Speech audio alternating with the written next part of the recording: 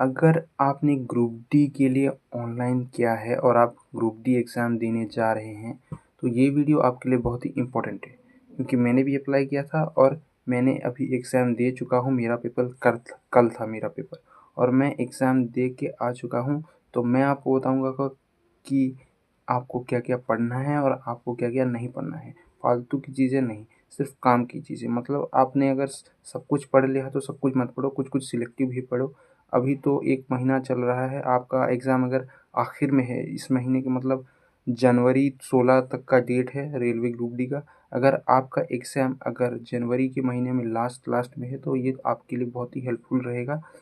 मतलब आपके प्रिपरेशन के लिए 10 से 15 मार्क्स आप एक्स्ट्रा ला सकते हैं बिना कुछ एक्स्ट्रा कुछ पढ़े, सिर्फ कुछ चीज़ें को ध्यान दे के बस ही। मैं आपको बताऊंगा कि कौन से यूनिट से, मतलब कौन से चैप्टर से, मतलब कौन से, मतलब जैसे अरिथमेटिक हो गया, रीजनिंग हो गया, जनरल साइंस हो गया और करंट अफेयर्स हो गया, कौन से पेपर से कहाँ से कौन से क्वेश्चंस और कैसा कैसा वाला आ रहा है, ये मैं आपको बताऊंगा अभी। ये मतलब जो आपका एरिथमेटिक, मतलब जो मैथ्स के आपके मतलब सेशन से आ रहा है, कौन कौन सा मैं आपको बताता हूँ। ये जो मतलब आ रहा है प्रॉफिट एंड लॉस आ रहा है, एक हो गया प्रॉफिट एंड लॉस। ये मतलब एक नंबर का तो आएगा ही आएगा। उसके बाद हो गया ये टाइम एंड डिस्टेंस का हो गया। टाइम एंड डिस्टेंस का मतलब ये इतना, मतलब इन लोगों ने इतना काम कर दिया इतने दिनों में, तो मतलब बाकी लोग, मतलब अगर 10 मतलब और 5 लोग जुड़ा देंगे तो ये काम कितने दिन में कम होगा, ये वाला तो ज़रूर आएगा, डेफिनेटली आएगा। और टाइम एंड वर्क भी आएगा।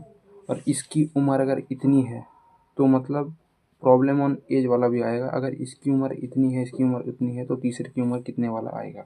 और जो रेशियो और प्रोपोर्शन रहता है वो वाला भी आएगा। रेशियो और प्रोपोर्शन मतलब एक 3 लोगों का मतलब जो महीने का आमदनी होता है उसका अनुपात देगा, सबका देगा ये इतना इतना इतना, और उसका आपको निकालना है कितना होगा, बीच वाले का या आखिरी वाले का आपको देगा, मतलब इसका वेतन कितना होगा आप निकालिए बोल के देगा। ये आपको करना है मैथ सेशन से, अरिथमेटिक सेशन से आपको ये मतलब ये निकालना है। और नंबर सिस्टम से भी आएगा। और हाँ, ये जो सिंपल इंटरेस्ट है और कंपाउंड इंटरेस्ट है, ये वाला भी आपका आने वाला है। अगर समझ सकते हैं आप, देख लीजिएगा यूट्यूब पे। अभी तो मैं अगर बताऊंगा तो वीडियो बहुत ज़्यादा ही लंबा हो जाएगा। और रीजनिंग का मैं आपको बताता हूँ। रीजनिंग का आता है, रीजनिंग का मतलब ही एक टॉपिक का मतलब 3-4 आ रहा है। 30 मार्क का मतलब 30 मार्क्स का मतलब रीजनिंग का आएगा ना, 30 मार्क का आएगा। तो 30 में से ज़्यादातर रिपीट ही हो रहा है। मतलब मेन चीज़ मैं आपको बता देता हूँ, मेन चीज़ कौन सा आने वाला है। और बाकी सब कुछ तो एक एक 2-2 मार्क्स का आएगा, छोड़ दीजिए। मेन चीज़ आपका आएगा मतलब वो है नंबर सीरीज। नंबर वाला बहुत आ रहा है, नंबर वाला। और अल्फ़ाबेटिकल वाला बहुत आ रहा है, वो मतलब बहुत ही ज़्यादा आ रहा है। और ब्लड रिलेशन भी आ रहा है, कोडिंग डिकोडिंग भी आ रहा है, और सिटिंग अरेंजमेंट भी आ रहा है। और भैया मतलब क्लॉक आ रहा है, चार्ट्स, पैराग्राफ्स, टेबल, ये सब भी आ रहा है। बहुत ही ज़्यादा आ रहा है। और ये अल्फ़ाबेटिकल सीरीज़ में आ रहा है आपका, समझे आप। और एक और चीज़, और जो मतलब बाकी रह गया आपका जनरल साइंस का, तो वो आ रहा है मतलब 25 में से 8, 25 से मतलब 8 या 10 मार्क तक आ रहा है आपका सीबीएसई के किताबों से। जनरल साइंस के जो सीबीएसई की किताब है 6वीं से 10वीं तक, वहाँ से आपका 10 मार्क्स तक आ रहा है। और बाकी 15 मार्क्स का मतलब बेसिक ही आ रहा है, मतलब इधर उधर से आ रहा है, मतलब ऑर्गेनिक आ रहा है, फिजिकल आ रहा है, और मतलब इनऑर्गेनिक भी आ रहा है। सब कुछ मिल मिला के ये आ रहा है। जैसे कि मतलब मतलब फिजिकल साइंस का कुछ ज़्यादा ही आ रहा है। मतलब जैसे ये इतना मतलब वोल्ट आ गया, इतना मतलब करंट आ गया, तो इसका मतलब वर्क बाहर कीजिए। ये सब मतलब जो फिजिकल साइंस में होता है। मेरा बैकग्राउंड तो साइंस वाला नहीं है, इसलिए मैं तो बता नहीं सकता आपको ये क्या है। तो ये वाला आ रहा है फिजिक्स, वो मैथमेटिकल फिजिक्स जो है वो वाला आ रहा है। और उसके बाद बायोलॉजी का कुछ खास नहीं आ रहा है, बायोलॉजी का कुछ ज़्यादा आ नहीं रहा है। वही मतलब से वो प्रोटीन वगैरह, ये सेल वगैरह, ये सब कुछ आ रहा है और कुछ नहीं।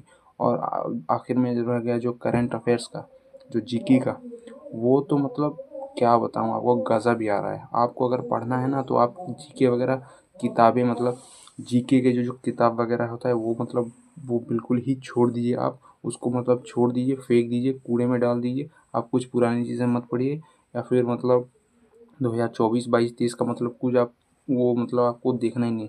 आपको जो अभी रिसेंटली 2025 में जो हुआ है, जो भी घटनाएं हुई हैं, जो भी हुआ है 2025 से, बस लेटेस्ट का ही 2025 में जो भी हुआ है, जो भी यूनिक हुआ है, नया हुआ है, जो भी काम हुए हैं, वक्फ हो गया या फिर मतलब कुछ इशू हो गया, कुछ प्रॉब्लम पे इशू हो गया, वक्फ वक्फ अमेंडमेंट बिल हो गया, वो हो गया।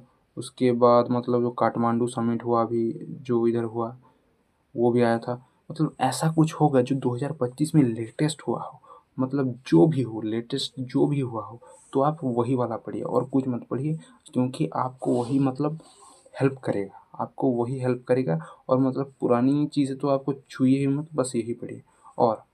और बात और मतलब बेसिक जानकारी के लिए मैं आपको बता दूं, और बेसिक जानकारी ये है कि आप जब एग्ज़ाम देने जा रहे हो ना, तो आप ना बेल्ट पहन के मत जाना, क्योंकि आपको बेल्ट उतारना पड़ेगा, उसमें से मतलब प्रॉब्लम वगैरह होता है। बेल्ट पहन के मत जाना, और आप एक आईडी प्रूफ अपना लेके ज़रूर जाना। और एडमिट कार्ड तो आप, इको लेटर तो आप लिख के ही जाओगे, और ज़्यादा कुछ लेने जाने की ज़रूरत नहीं है, बस इतना है।